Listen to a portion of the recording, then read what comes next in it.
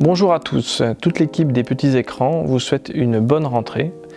Et après les grosses productions de l'été, pour le mois de septembre, nous vous proposons plutôt de découvrir des films d'auteur qui parfois sont passés inaperçus ces quelques semaines alors qu'ils ont reçu un très bel accueil critique. Je pense notamment au film Été 93 de Carla Simón Pipo, film espagnol, mais aussi Les Filles d'Avril, film mexicain de Michel Franco. Une femme douce de Sergueï Loznitsa et enfin le dernier film de Tony Gatliff, Jam.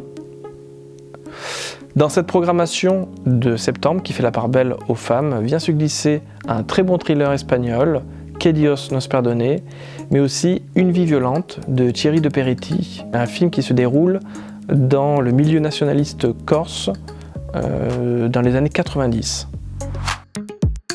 Nos deux événements du mois, tout d'abord dans le cadre des Journées européennes du patrimoine qui chaque année nous donnent la possibilité de voir ou de revoir un grand classique du cinéma. Cette année, un Singe en hiver d'Henri Verneuil avec les deux monstres sacrés, Jean Gabin et Jean-Paul Belmondo. Et dans le cadre de la Journée mondiale de la paix, nous vous proposons en avant-première le film Le Maître et l'Enfant sur la méthode de Montessori. Et le film sera suivi d'un échange avec Olivier Morel, fondateur de l'Observatoire de la violence éducative ordinaire.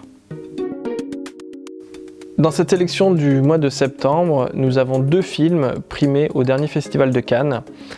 Tout d'abord Les Proies de Sofia Coppola, prix de la mise en scène, mais également 120 battements par minute, film de Robin Campillo. Nous nous battons contre ceux pour qui l'épidémie est une aubaine car elle tue depuis plus de 10 ans dans l'indifférence générale. Je vais résumer la situation. Melton Farm a décidé d'orchestrer une pénurie de traitements afin de faire parler de sa nouvelle molécule. Et d'amplifier l'effet d'annonce, on va augmenter la pression et on obtiendra de toute façon les médicaments pour les gens qui en ont besoin. Ça a été un choc pour nous quand on l'a vu au mois de mai. Il faut inverser le rapport de force. C'est pas nous qui avons besoin des labos, c'est eux qui ont besoin de nous. Tu vois bien qu'on n'arrive pas à mobiliser les médias sur la question des traitements. Voilà, c'est un grand film qui retrace bien sûr le combat de l'association ACT UP dans les années 80, mais ça va au-delà de ça. C'est un film qui questionne la frontière entre militantisme et activisme. Voilà, c'est notre coup de cœur du mois.